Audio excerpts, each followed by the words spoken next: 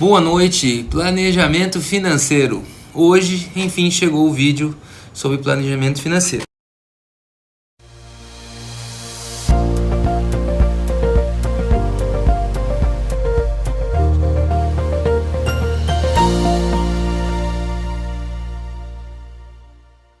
Se você está aparecendo aqui a primeira vez, esse vídeo é mais um vídeo da semana da revendedora JY Semijoias. Na semana na qual nós estamos trabalhando para compartilhar conhecimentos de valor com as nossas revendedoras, com as nossas clientes, para que elas possam lucrar mais durante o ano em 2021. Hoje é um vídeo um pouco mais técnico, por assim dizer, que é sobre planejamento financeiro. Planejamento financeiro é uma palavra um pouco pomposa, remete-se a grandes empresas e muitas vezes você pode achar que isso não tem a ver com você. E muitas vezes uma empreendedora individual, uma empreendedora nas horas vagas, mas muito pelo contrário. O planejamento financeiro é importante para todos, não só na vida profissional, como na vida pessoal. Hoje nós vamos falar um pouco do planejamento financeiro na sua vida profissional e especialmente como revendedora de semijoias. Muitas vezes nós já fomos indagados, já nos perguntaram, nos questionaram qual é o valor necessário para iniciar uma venda de semijoias. Qual é o valor necessário para você começar a vender? Esse valor varia muito de qual mercado, da forma como que você vai vender e aonde, né, você pretende vender essas peças. Por exemplo, se você vai abrir uma loja física, a quantidade inicial mínima necessária é aquela que visualmente, fisicamente na sua loja, se seja atrativo para o cliente entrar e comprar. Mas como assim, Vinícius? Poxa, se você vai montar uma loja muito grande de 100 metros quadrados para vender semijoias, será que daria para você ter apenas uma parede com as joias? Eu acredito que não, concorda? Seria desanimador para os seus clientes entrarem lá e ver uma quantidade pequena de semijoias. Se você, por exemplo, vai fazer essa mesma parede de semijoias, talvez ela sirva certinho para você que tem uma loja de roupas. Você já tem uma loja de roupas e vai adicionar as vendas de semijoias. Então talvez não seja necessário a quantidade exata, a quantidade grande de semijoias, porque além das semijoias terão as roupas e as semijoias é um complemento. Outro ponto é se você vai ter um site, se você vai ter um website. O ideal é que você tenha pelo menos 300, 500 variedades de produtos para atender os seus clientes em quantidades diferentes. Se você está começando, é ruim ter mais do que uma, duas ou até 3 peças, mais do que 3 peças, porque isso pode ficar encalhado no seu estoque. Ao mesmo tempo, se você tiver muitas peças, o negócio se torna caro. Mas por que ele se torna caro? Então, o estoque varia de acordo com aquilo que você vai fazer. Se você vai montar um mostruário, quanto você precisaria, um mínimo para montar um mostruário? Isso varia muito de como as suas clientes veem, de quais são os valores de peça que você vai comprar. Se você vai montar um mostruário com peças de R$20, a quantidade de peças é menor. Aliás, você consegue com uma quantidade de dinheiro comprar uma quantidade maior de peças, fazendo com que o seu mostruário fique rapidamente populado. Ao mesmo tempo, se você for montar esse mostruário com uma média de peças de R$50, a mesma quantidade de dinheiro talvez vai mostrar um mostruário mais vazio. Por isso, eu não quero aqui definir um número, tudo bem? É óbvio que quanto mais, fica mais fácil vender. Porém, existe a questão do planejamento financeiro. Mas como assim? O seu investimento, o quanto você ganha vendendo semijoias, você tenha um custo relacionado a essas vendas. E quais são os custos que nós temos relacionados às vendas? Nós temos um custo de quanto a gente pagou as peças, mas isso você já sabe, você pagou 50, você vai vender por 100, o custo daquela peça é 50. Você tem ainda uns gastos com a caixinha do correio, você tem um gasto com a sua tag. Falando nisso, você tem tag explicando o modo de usar de uma semijoias. Se você não tem, espera que logo procura que tem um vídeo nosso falando sobre isso, tá bom? Então, se você tem a sua tag, você tem o seu saquinho, você tem o seu cheirinho, então você pagou 50, você vendeu por 120, vamos fazer assim, mas você gastou R$15 com esses outros insumos. uma caixa, o saquinho, o cheirinho, e nisso você ganhou então R$15, você ganhou R$55. Comprei, vendi por 120, comprei por 50, gastei mais 15, me sobrou 55. Desses 55, somados de todas as vendas, eu tenho que subtrair meus outros gastos, os meus gastos de vendas, que em grandes empresas nós chamamos de SG&A, que são os gastos operacionais, que não estão ligados diretamente ao produto, que são os gastos, por exemplo, da sua internet. Se você tem uma loja física, o teu aluguel, a tua energia elétrica, se você tem algum funcionário, basicamente esses gastos. E tem um gasto que quando você tem uma loja física, é muito importante que você saiba, que não é um gasto imediato, mas você deve poupar para isso, que é o gasto de depreciação. Isso vale para você também que tem um celular, está trabalhando, o seu celular se deprecia ao longo do tempo, se você... qualquer outro insumo, se você usa um computador. E o que é depreciação? É o valor que você monta uma loja, por exemplo, com uma decoração, você gasta lá R$30.000. Daqui 5, 6 anos você vai ter que fazer uma nova reforma para garantir a qualidade do ambiente onde você está fazendo a sua venda. E esse ambiente ele vai se depreciar ao longo dos anos. Por isso, quando possível, um investidor consciente separa essa depreciação mensalmente como se fosse um gasto, subtraindo do seu lucro final. Então você faz a venda, subtrai aqueles custos que estão diretamente ligados à sua venda, depois somando todas as suas vendas, você subtrai os gastos gerais, o gasto do aluguel, o gasto da sua funcionária, internet, energia, água, ou segurança, talvez possa ter um condomínio, né, onde você está. Você subtrai esses gastos e é ideal que você subtraia também um gasto de depreciação. Se você pensar que você gastou R$30.000, então você suponha que você estimou que demora 60 meses, daqui 60 meses você vai ter que fazer uma nova reforma. Se você gastou R$30.000, é interessante que você guarde pelo menos R$500 ao mês. É lógico, aí tem uma taxa de correção, que eu não vou entrar no caso para a gente não entrar em detalhes muito grandes. Mas é ideal que você saiba disso e você separe esse dinheiro para que você não seja pego de surpresa para trocar o celular. Já aconteceu casos de clientes que nos relataram que estavam com dificuldades de realizar a venda porque o celular estava lento e elas não conseguiam comprar outro. Ela com certeza ela não guardou esse dinheiro ao longo do tempo para fazer essa compra.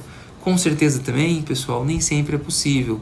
De forma nenhuma aqui, o objetivo é criticar quem não guarda esse dinheiro, porque muitas vezes não é mesmo.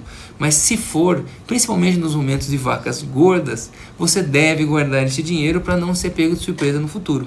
Então, falamos um pouco da estrutura de custos e gastos, se compõe, né? O quanto você vai ganhar de fato na sua loja. Eu quero falar agora um pouquinho com vocês, dar um exemplo de quanto você precisa, por exemplo, para começar a vender semijoias, tá? Eu estou pensando no investimento inicial de R$3.000. Você vai fazer uma compra de um mostruário usando R$3.000. Peças variadas, peças um pouco mais baratas, já que R$3.000 não é um valor tão grande. Ao comprar R$3.000, você compra um potencial de compra. Por que um potencial de compra? Por quanto você consegue vender todas aquelas joias. Vamos supor que você colocar 100%, você ganhou R$3.000, comprou R$3.000, você consegue vender até por R$6.000. Se você de repente percebe que você tem possibilidade de ter uma margem mais alta, você comprou por R$3.000 e vai vender por R$9.000. Porém, você não vai, ou melhor, não é provável que você consiga vender os R$3.000 que você comprou. Eu já cheguei até a observar isso em algumas vezes, as pessoas falando em alguns conteúdos na internet, como que se você comprasse uma quantidade de semijoias e você conseguisse vender essa quantidade toda e no mês seguinte você voltasse aqui para comprar mais com estoque zero. Se você tem experiência vendendo, você sabe que não é bem assim. Você sabe que você precisa ter o estoque e que você vai ter o estoque porque por mais que seja possível, não é provável que você consiga vender 100%. Então, ao realizar uma compra de R$3.000, Vamos supor aqui que você pode vender até 6 mil reais. O mercado que você vai atuar é um pouco justo. Os valores você está colocando apenas 100%, que é o mínimo que eu recomendo que você coloque. Nunca coloque menos que 100%, porque você vai acabar acostumando mal os teus clientes e a hora que você precisar aumentar, você vai ter que correr atrás de outros clientes. Clientes bons não são aqueles que procuram preço, são aqueles que procuram qualidade no atendimento, respeito no atendimento, né? E muitos, com certeza, sempre um atendimento íntegro, na qual você faz o melhor, de fato, sem nenhuma entrelinha para o seu cliente. Você então, voltando, você comprou 3 mil reais com potencial de compra de 6 mil reais. Esse é o dia 1, primeiro dia do mês. 3 mil reais, você consegue investir até 6 mil reais. Depois, tem um outro ponto. Você vai ter que fazer a compra do próximo mês, certo? Então, nós temos que deixar guardado 1.000 reais. Então, nesse exemplo, nós começamos um negócio de venda de semijoias, um mostruário simples, com 4 mil reais. Você fez uma compra primeiro de 3 mil reais. Você conseguiu vender 500 reais, ou seja, 1.000 reais. Te sobrou 500 reais e os outros 500 reais você precisa voltar para a sua maleta. Nesse caso, o que a gente te recomenda? Que você pegue o 500 reais que você vendeu, o 500 reais que você ganhou, você pode pegar para você ou aumentar o teu caixa, porém o mínimo que você deve fazer de recompra são os 500 reais, repondo os 3 mil reais. Lembrando que você tem 1.000 reais guardado, lembra? Nós começamos com 4 mil. Você então vai ter 1.500 reais, você já tem um estoque de 2.500 com potencial de vendas de 5 mil reais. Você vai ter mais 1.500 reais para fazer mais uma compra. Daí nesse momento você tem que observar se vai valer a pena comprar mais 500 reais ou um pouco mais, certo? Esse ponto é importantíssimo. E há um outro ponto que se soma a ele, que vai ajudar muito na sua decisão. As suas vendas são à vista ou a prazo. Se você vende à vista, tá tudo bem. Aquilo que você compra, aquilo que você consegue vender, você consegue receber à vista e facilita muito o teu fluxo de caixa. Se você vende a prazo e costuma receber isso, né, antecipadamente, você tem que tomar muito cuidado com a taxa financeira. Geralmente hoje está em torno de 10% a antecipação. Você vende em 3, 4 vezes e antecipa e você paga 10% para a operadora. Nesse caso você tem duas opções: arcar com esse custo de 10%, que para mim é um custo alto, ou repassar para os teus clientes. Isso fica a teu critério. O ideal é que você tenha um caixa e você não precise repassar para os teus clientes. Isso é o mais importante. Então você, no nosso caso aqui, como você vendeu um pouco mais você vendeu e sobrou dinheiro, o ideal é que você guarde esse dinheiro para você fortalecer o seu caixa e que você não precise fazer antecipações. Caso você precise fazer antecipações, eu recomendo que você faça a inserção desse valor dentro da própria peça para que você não diminua a sua margem, até porque você só colocou 100%. Você faz um cálculo dividindo por 0,9. Então você coloca 50 reais, eu coloco 100 reais é o preço de venda. Como eu vou vender a prazo, mas vou ter que antecipar, eu divido 100 por 0,9, dando 11 reais. Então a hora que eu faturar por 111 reais, a hora que eu pedir antecipação do meu cartão, ele vai me entregar 100 reais e vai me cobrar os 11 a mais. Lembre-se, a primeira recomendação é: melhore o seu caixa para que você não precise fazer antecipação, para que você tenha um valor mais competitivo. Porém, se você não consegue fazer um caixa, você continua vendendo parcelado e antecipando, e as suas margens são pequenas, porque se a sua margem já for 200%, não precisa fazer esse acréscimo. Mas se a sua margem é menor, eu recomendo que você divida, no caso, se for 10%, o valor por 0,9, para que você insira esse custo de antecipação para cobrar do seu cliente. Mas não é a melhor opção, tudo bem? Nesse ponto, o fluxo de caixa.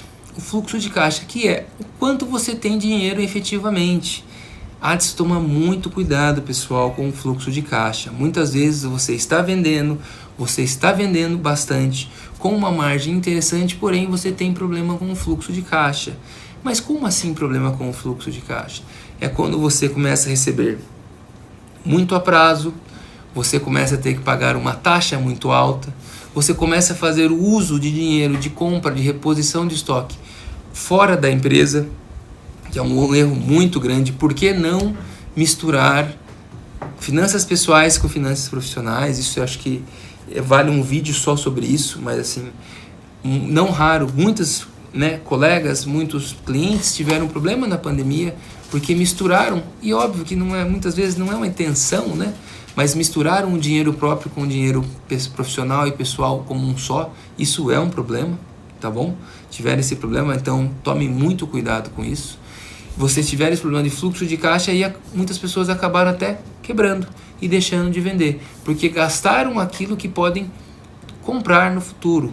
E lembre-se, não é porque você revende que você não tem investimento. O investimento é o investimento do seu estoque inicial. Esse é, no caso que eu levantei aqui, R$3.000, mais R$1.000 de caixa para fazer as próximas compras. Esse investimento inicial é quanto custa o seu negócio. Nenhum negócio, ninguém ou não é comum ou não é provável que você comece a ganhar dinheiro sem investir nada em cima, a menos que você seja um assalariado, e com certeza não há nenhum problema com isso. Portanto, você deve sempre tomar muito cuidado com o seu fluxo de caixa, por quanto se você está vendendo parcelado, se há uma taxa de antecipação, e principalmente como que você vai fazer a compra do próximo mês. Pensando em semijoias como um negócio, não como uma renda esporádica, mesmo com uma segunda renda que você precisa manter ela forte sempre, é essencial que você preste atenção se você tem dinheiro para realizar a compra do mês seguinte. Se você está iniciando fevereiro, você tem dinheiro para fazer as compras das novidades em fevereiro? Tenho. E para março você já tem? Mas como assim? Porque se você já tem de fevereiro, você já tem de março, você começa a ter um fluxo de caixa saudável, no qual você não precisa da venda daquele mês para comprar mais peças aquele mês. É óbvio que, à medida que você para de vender, ou por algum motivo que seja, você tem uma interrupção nas vendas, você deve parar de comprar também proporcionalmente, para que você não tenha um estoque muito grande, o overstock, Afinal, você ter um estoque muito grande é dinheiro parado, que com o passar do tempo pode se tornar prejuízo, porque talvez você não consiga vender para ninguém. E nesse ponto eu entro num outro ponto muito legal, sobre promoção. Quando eu devo fazer promoção? Eu posso fazer promoção quando eu tenho algum material mais barato que o mercado e eu consiga manter a minha margem habitual. No nosso caso, 100%. Por exemplo, eu consegui comprar um brinco por R$10 que normalmente eu comprava por 20. Então eu consigo dar um bom desconto mantendo a minha margem. É o momento que eu posso fazer uma promoção. Isso vai fazer com que eu atraia mais clientes sem que eu perca a margem. Notem, não é uma situação tão trivial você conseguir comprar algo mais barato do que o habitual. Porém existe, e muitas vezes é uma oportunidade de você fazer uma promoção. Você pode fazer uma promoção utilizando isso daí, aumentando, por exemplo, pelo valor de compra, que nem nós fizemos em janeiro. De acordo com o valor comprado, o desconto aumenta. Isso faz com que a gente movimente o nosso estoque. A gente direcionou a nossa campanha promocional de janeiro porque nós queríamos vender maiores volumes, não necessariamente peças específicas, porque nós já estamos trabalhando semanalmente com relação à saúde do nosso estoque. Mas em janeiro, como é uma época que tende a começar mais devagar, nós utilizamos a promoção para aumentar o volume. Outro momento que você faz a promoção é quando você precisa levantar caixa. Você precisa levantar um caixa, você está overstock, você comprou, você continuou comprando mesmo quando o seu ritmo de vendas diminuiu. Isso é péssimo. Você precisa fazer caixa. Esse momento você tem que avaliar bem as margens, mas eu acho que dependendo do nível de criticidade, você pode buscar metade da sua margem ou até menos do que isso, para que você consiga se capitalizar rapidamente. Não tenham dó.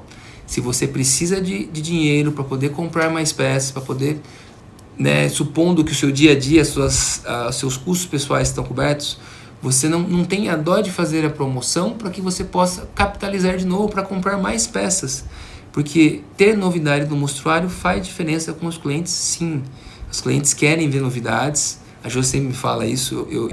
Portanto, se você se viu com um estoque muito grande, faça a promoção. Se capitalize, compre mais, para você poder comprar mais e trazer novidades. Não tenha dó do estoque. E o outro momento é quando você percebe que você tem peças muito antigas no seu mostruário. Aqui você pode resolver de várias maneiras. Peças muito antigas para clientes novos são novas. Então, se você acompanhou o vídeo aqui sobre vendas ativas, está buscando clientes, correndo atrás de novas formas de venda, você pode utilizar essas dicas de fazer com que o estoque antigo fique novo na frente de clientes novos. Isso é excelente.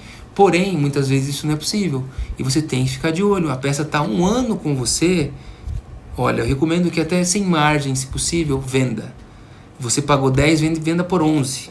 Poxa, mas eu vou... É uma promoção. É lógico que você não vai fazer promoção toda semana. Com certeza não. Mas você deve fazer essa promoção para poder liberar esse R$11 do exemplo que eu estou dando, para comprar uma nova peça, do que manter essa peça, às vezes por não querer perder uma margem, e acabar ficando com um estoque antigo, que perante os clientes atuais é algo que não é atrativo para comprar. Você olha, são peças que, poxa, tem uma peça lá que ela, desde a primeira semana que ela veio aqui, ela tem no mostruário. E quando que ela veio? Ela veio no passado, já vai fazer 1 ano já que ela vem. E toda semana tá lá. Poxa, não é legal. Então esse também é um momento de você fazer uma promoção interessante. Quando você precisa de um fluxo de caixa legal, quando você talvez precisa ter uma saúde melhor do seu estoque. Você precisa estar prestando atenção nisso para que você não se veja de repente no meio de uma pandemia, sem fluxo de caixa e com estoque antigo. Isso não pode acontecer. Então não deixe de prestar atenção, principalmente quando as coisas vão bem. É quando as coisas vão bem que a gente tem que prestar atenção para elas continuarem bem. Muitas vezes a gente olha quanto custa a conta de energia quando a gente não tem dinheiro para pagar. Isso não é legal. A gente deve olhar quanto custa quando a gente tem, para entender se a gente gasta só o necessário, se a gente gasta em excesso. Porque com certeza, né, uma frase do interior que a gente fala, o dinheiro nunca aceita desaforo. O dinheiro, quando você está ganhando, você tem que respeitá-lo, você tem que tratá-lo da melhor maneira. E o seu estoque é dinheiro. Ele não vai aceitar, você vai ter problemas se você deixar ele envelhecer, se você não trabalhá-lo de uma forma a mantê-lo atualizado, você pode ter problemas. E se você tiver problemas no momento, por exemplo, de uma pandemia, você vai estar numa pandemia em um pé só para quebrar, e a chance de você quebrar é grande. Então, preste atenção nisso. Trabalhe o seu estoque com que ele fique com saúde. Trabalhe as suas margens para que você tenha uma margem interessante para pagar os teus gastos. Trabalhe os seus gastos, verifique se os gastos que você tem são realmente necessários. Por exemplo, você paga uma fotógrafa? Poxa, se você paga, talvez você não precisa pagar, você pode ver o nosso vídeo sobre fotografia e você mesmo tirar suas fotos e economizar um dinheiro. Será que é necessário? É só um exemplo que obviamente não estou falando que não é necessário, mas trabalhe os seus gastos para que eles sejam os mais restritos, apenas os gastos essenciais, para que você tenha uma melhor lucratividade do seu negócio. Eu acredito que eu consegui falar um pouco de planejamento financeiro, busquei trazer uma linguagem coloquial para que, né, não crie nenhuma aversão de vocês sobre o conteúdo. Eu espero que isso ajude. Lembre-se, dinheiro no bolso, fluxo do caixa, margem, é aquilo que eu pago menos aquilo que eu vendo.